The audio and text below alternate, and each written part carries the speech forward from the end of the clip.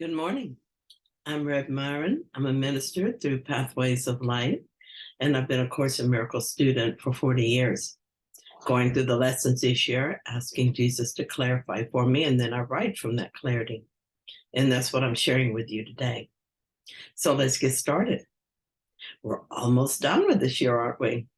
We're on lesson 364. This holy instant would I give to you, be you in charge. For I would follow you, certain that your direction gives me peace. And if I need a word to help me, he will give it to me.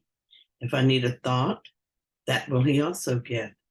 And if I need but stillness and a tranquil, open mind, these are the gifts I will receive of him. He is in charge by my request, and he will hear and answer me, because he speaks for God my Father and his Holy Son. He is in charge by my request. I can't believe how long it's taken me to make this request. I would ask the Holy Spirit to be in charge once I was in trouble. However, when things calmed down, I would be right back to making decisions on my own. Then I would repeat the same process. Eventually, though, I saw my pattern and realized that I needed to put the Holy Spirit in charge and not change my mind about that. Life is much happier now. And he will hear and answer me, because he speaks for God, my Father, and his Holy Son. When I put the Holy Spirit in charge, I'm putting God in charge. I'm putting my true self in charge. What could be better than that? I have proven to myself over and over that the ego is not a good advisor. When I leave the Holy Spirit in charge, the advice I receive keeps me on a narrow and straight path leading home. The ego part of my mind is not necessarily pleased with this choice. The directions the Holy Spirit gives me can sometimes feel temporarily uncomfortable. For instance, he had me focusing on acceptance of whatever is happening. In order for acceptance to be helpful, it needs to be complete, and it needs to occur in every situation. So what arises are situations I tend to dislike. The ego insists that I can't just accept certain things and argues against this.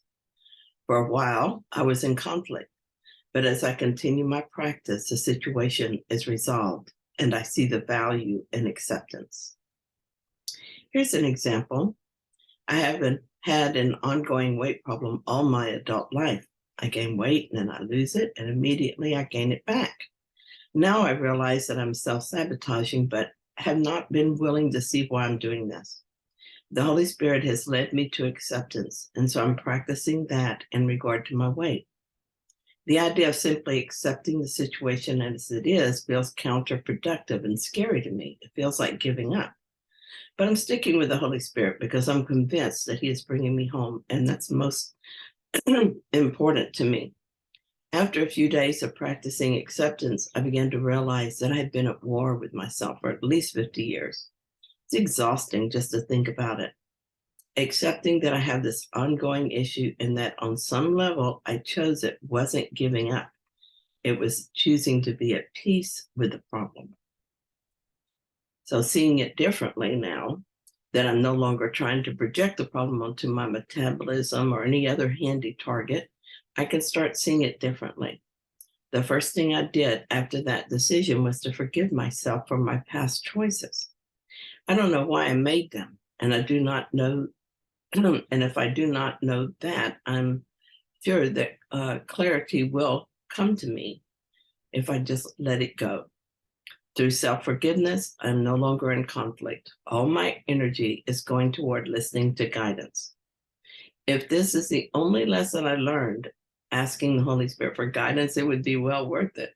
However, there is more good coming from my choice for God. Because I forgave my past choices, I'm no longer making myself guilty. And guilt is what holds ego together. Being free of guilt is like turning on a bright light in a dark room, making vision possible. I'm seeing this problem differently now. Instead of it being a weight problem, it's an opportunity to heal my mind. Instead of feeling weak and vulnerable, I feel the strength of God in me. I feel my trust in him grow stronger every day. After all these years, gratitude is taking the place of failure and guilt. Instead of being disappointed in myself, I feel love for myself. This is as far as I've gotten, but I'm very pleased. I'm certain that his direction will always give me peace, and the peace of God is my only goal. He is in charge by my request. Something I read in the course is that the Holy Spirit must be asked for help. He will not interfere without permission. He cannot interfere because we are equals.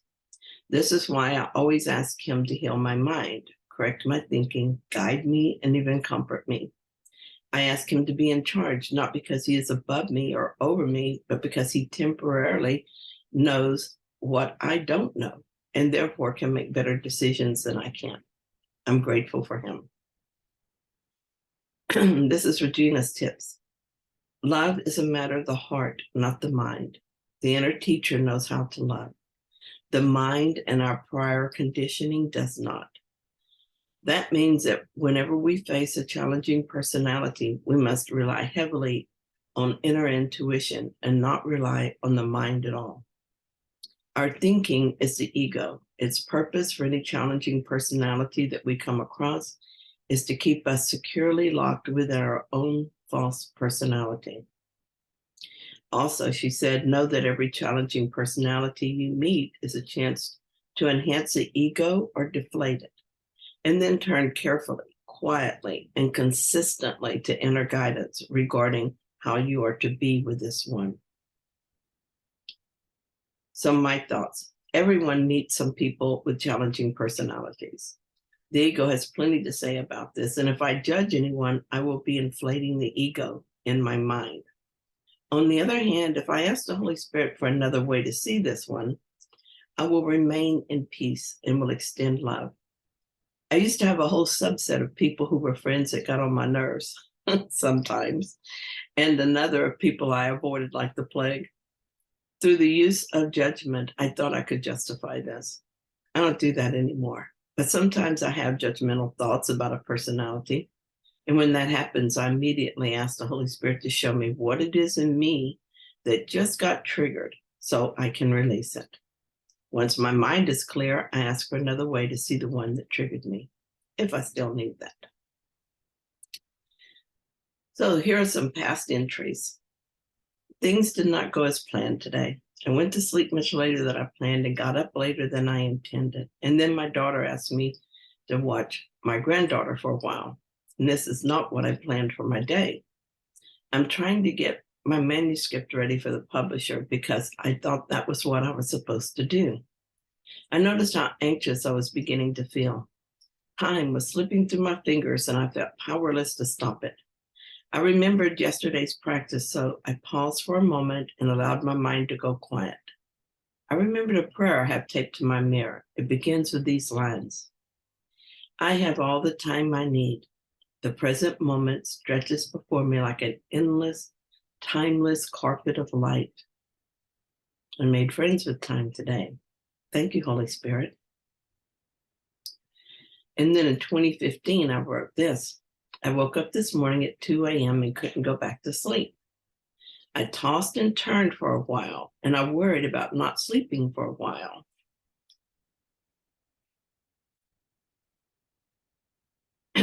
Finally, I surrendered the idea that I need to be sleeping. I asked the Holy Spirit what he would have me do instead. I spent some time answering a question from a student, and I worked on the 2 study groups I'm forming. I started my quiet time with Spirit. Now I'm doing my lesson as part of that time. I'm absolutely thrilled to announce that I'm not the least bit concerned about not sleeping. Once I surrendered the idea, I knew what it meant and what I was supposed to do about it. I did not pick it back up again. I might take a nap after posting this morning, or I might not. I won't know until that moment comes. I give him this holy instant, and he is in charge by my request, and he will hear and answer me. So this one I wrote the next year. So I do really well putting him in charge, but then I get hooked on something in my story and I take back my decision to surrender. Then I start planning and making decisions on my own, trying to fix things and defend myself from upset, sorrow, or grief. I know because this was happening to me just now. After experiencing the effects of returning to my ego mind for a little while, I decided to give myself a break and return my mind to God. I use this moment here at my computer, this blessed time of sitting in stillness and waiting for words to come to bring me back to peace. This time with Spirit, as I do the lessons with him is the most important time of my day. So it makes sense that this is where I would come when I'm upset. I feel much better now. I put him back in charge, and he will hear and answer me. Most importantly, I will listen and I will follow. And then the next year I wrote, it's really amazing what a year of practice can accomplish. I don't have those fears about not getting enough sleep. I don't worry about time very much. And when anxiety about getting something done arises, I let it go. If I'm supposed to get it done, then that is what will happen. Surrender is so sweet that I almost never resist it. Silence comes without thought or effort and fills me with gratitude. I still have a few persistent fear thoughts, but I'm in the process of letting them go, and they are going. The peace of God is everything I want, is my mantra and my guiding thought through this life. Thank you so much for joining me in this lesson. If you found it helpful, then please like it. And if you haven't subscribed, then please do so. I do want to mention that tomorrow will be our last lesson for this year. And then next year, I'm going to do the text. I'm just going to read a paragraph or two, talk about it, and then go on to the next. And hopefully do one a day. We'll see how that goes. That's my plan anyway. And so if you're interested in reading the text with me, then please join me here for this starting on January 1st. Okay, so thanks to everyone who joins me every day, and thank you for those who have subscribed. See you tomorrow.